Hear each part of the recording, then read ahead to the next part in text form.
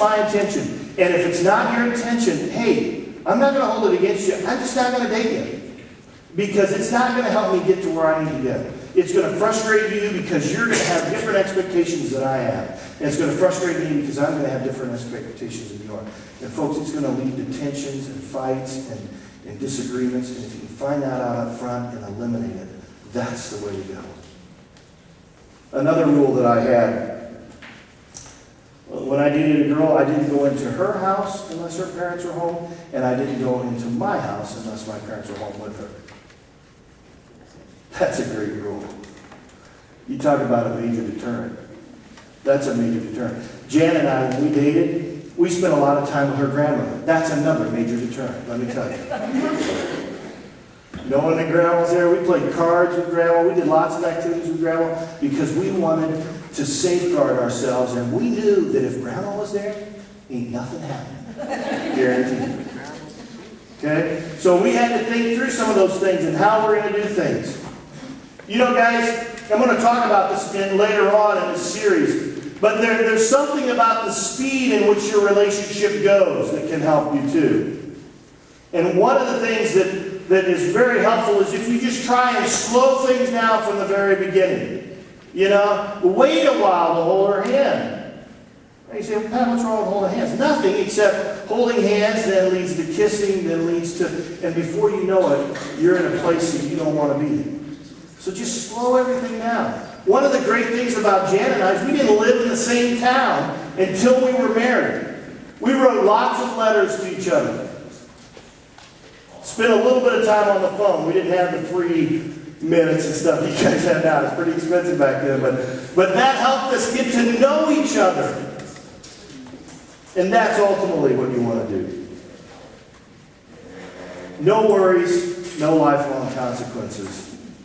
If you think things through, if you think ahead, and then try to avoid those traps that the world tries to set for you. Try to be around other people. That's a good deterrent as well. Now, I know there are some instances in our society today where that's not a deterrent. Teenagers will get together in groups and do things sexually, and that is part of the society that we live in. But if you surround yourself with Christian friends and hang out with them, I think you'll find that you'll make each other stronger for it.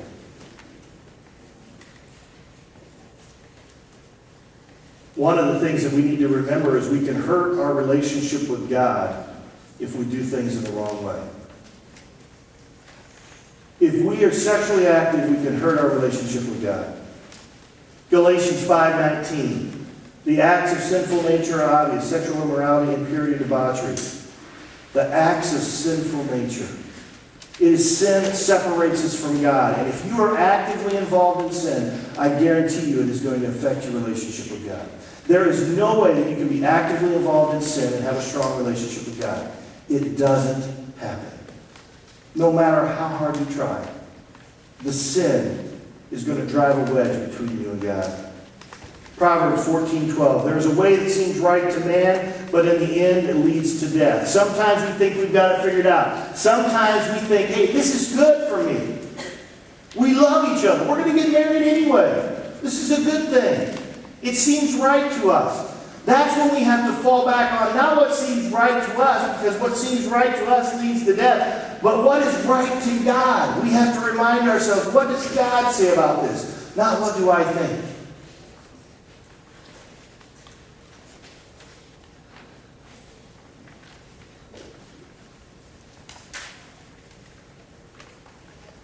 Sometimes when we get in these situations, we begin to misrepresent our walk with God. And I want to show you a video, and then I want to tell you a story about a teenager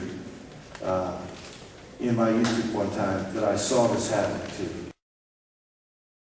When my parents divorced, well, it was really hard. And I always got punished, and I didn't understand why, when I felt like the problems were mostly with them. And my dad and my mom would just be so mad at each other that they would just take it out on me. That's the time where you need love the most, and you need it from your family and not getting it. So I had a boyfriend, and we did stuff that I totally regret. I didn't want to be taken away from him or whatever. I really needed him, that I would just justify it because I thought I was in love with him, and I just kept saying, well, this is okay and this is okay, and He would say, well, it's just because we're so in love. It was just like one time or whatever, and it's okay. It got so far where I had to realize everything.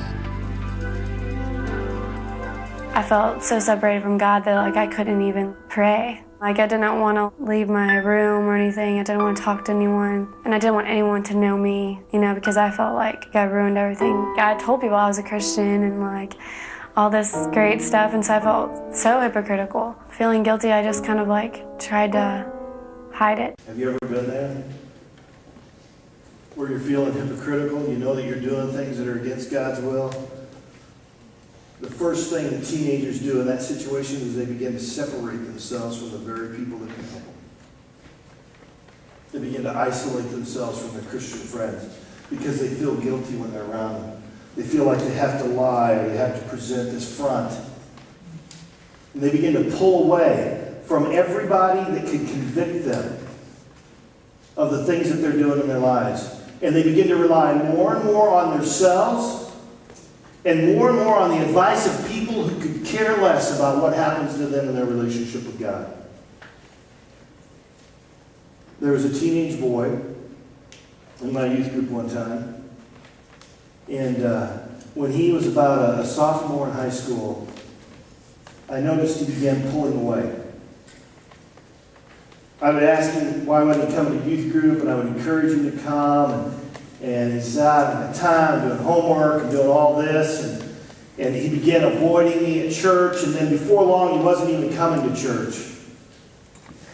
I talked to his parents a little bit, and they were concerned about him because he was pulling away from them.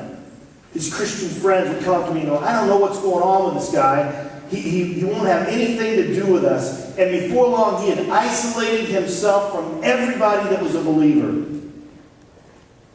Occasionally youth pastors find out things. Did you know that? There's this kind of message central out there, and occasionally a message will come by my desk, and it'll just let me know what's going on in somebody's life.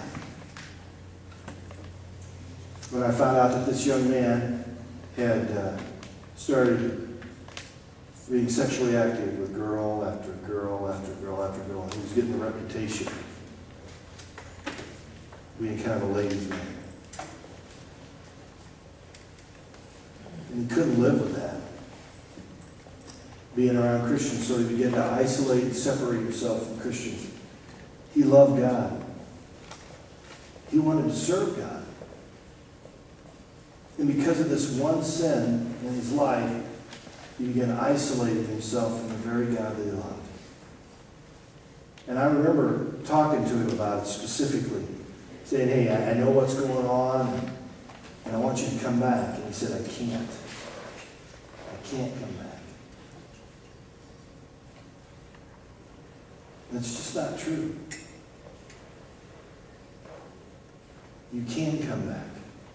You have to turn away from the sin. You have to stop misrepresenting yourself. Stop trying to look like you have it all together. Stop trying to hide that sin and just deal with it. And allow us to help you. Now, I know why people hide this from Christians, because we as Christians can be so judgmental. Let me tell you, we don't have time to be judgmental in this area. If people are wanting to get away from this in their lives, if they're caught up in this activity, we need to be there to help them and encourage them.